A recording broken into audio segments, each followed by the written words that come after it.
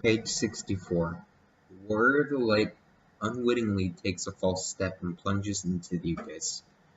Ghosts frighten him, and solitude torments him.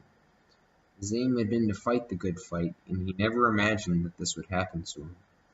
To fall. But it did. Shrouded in darkness, he makes contact with his master. Master, I have fallen into the abyss, he says.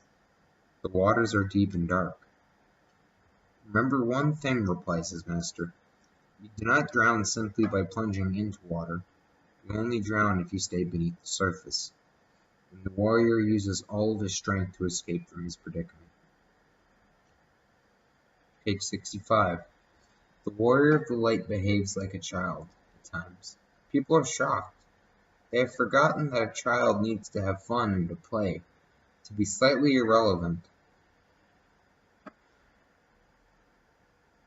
and to ask awkward, childish questions, to talk nonsense that not even he believes. And they are horrified. So this is the spiritual path, is it? He's so immature. The warrior feels proud of such comments, and he remains in touch with God through his innocence and his joy without ever losing sight of his mission. Page 66. The Latin root of the word responsibility reveals its true meaning. The capacity to respond, to react.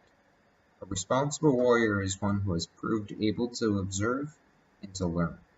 He is even capable of being irresponsible. Sometimes he has allowed himself to be carried along by a situation without responding or acting. But he always learned his lesson. He took a stand, listened to advice, and was humble enough to accept help.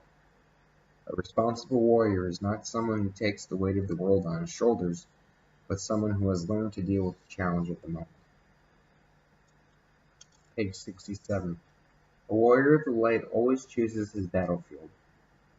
Sometimes in the middle of the battle of his choosing, he is taken by surprise, but there is no point in running away. Those battles will merely follow him. Then, at the point when conflict seems almost inevitable, the warrior talks to his opponent, showing neither fear nor cowardice. He tries to find out why the other man wants to fight, but made him leave his village in order to seek him out to fight this duel. Without even unsheathing his sword, the warrior persuades his opponent that this is not a fight for him. The warrior of light listens to what his opponent has to say. He only fights if absolutely necessary. Page 68. The warrior of the light is terrified when making important decisions. This is too much for you, says a friend. Go on, be brave, says another. And so his doubts only grow. After some days of anxiety, he withdraws to the corner of his tent where he usually sits to meditate and pray. He sees himself in the future. He sees the people who will benefit or be harmed by his attitude. He does not want to cause pointless suffering, but nor does he want to abandon the path. The warrior allows the decision to reveal itself. If he has to say yes, he will say it bravely.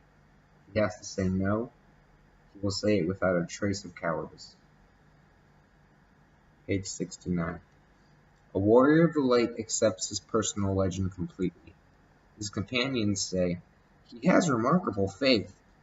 For a moment the warrior feels proud, then immediately feels ashamed of what he has heard because he does not have as much faith as he appears to have. At that moment his inner heart, whispers, you are only an instrument of the light. There is no reason to feel proud or to feel guilty. There are only reasons to be happy. And the warrior of the light, aware now that he is but an instrument, feels calmer and more secure. Page 70. Hitler may have lost the war on the battlefield, but he ended up winning something too, said Marek Halter. Because man in the 20th century created the concentration camp and revived torture, he taught his fellow man that it is possible to close their eyes to the misfortunes of others. Perhaps he is right. There are abandoned children, massacred civilians, innocent people imprisoned, lonely old people, drunks in the gutter, madmen in power. But perhaps he isn't right at all, for there are also warriors of the light. Warriors of the light never accept what is unacceptable. 71.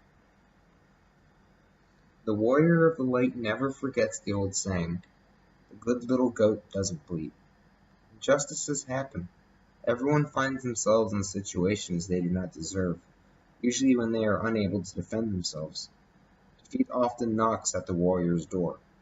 At such times he remains silent. He does not waste energy on words, because they cannot do anything. He knows it is best to use his strength to resist and have patience, knowing that someone is watching. Someone who saw the unnecessary suffering and who will not accept it. That someone gives him what he most needs: time. Sooner or later everything will once more work in his favor. A warrior of the light is wise.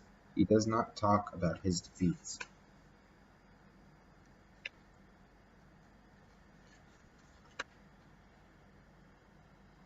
Page 72. A sword may not last very long, but the warrior of the light must. That is why he never allows himself to be deceived by his own abilities and therefore avoids being taken by surprise. He gives each thing the value it deserves, living in the moment. Often, when the warrior is pondering grave matters, the devil whispers in his ear, "Don't worry about that, it's not important." At others, when he is faced by banalities, the devil says to him, "You should pour all your energies into resolving this situation." The warrior does not listen to what the devil is telling him. He is, after all, the master of his sword. Page 73. A warrior of the light is always vigilant. He does not ask anyone else for permission to wield his sword. He simply takes it in his hands. Nor does he waste time explaining his actions, faithful to God's decisions. He gives his answer in what he does. He looks to either side of him and identifies his friends. He looks behind him and identifies his opponents. He is implacable with treachery, but he does not seek revenge. He merely drives away the enemies of his life, never fighting with them any longer than is necessary. A warrior does not try to appear one way or the other. He simply is.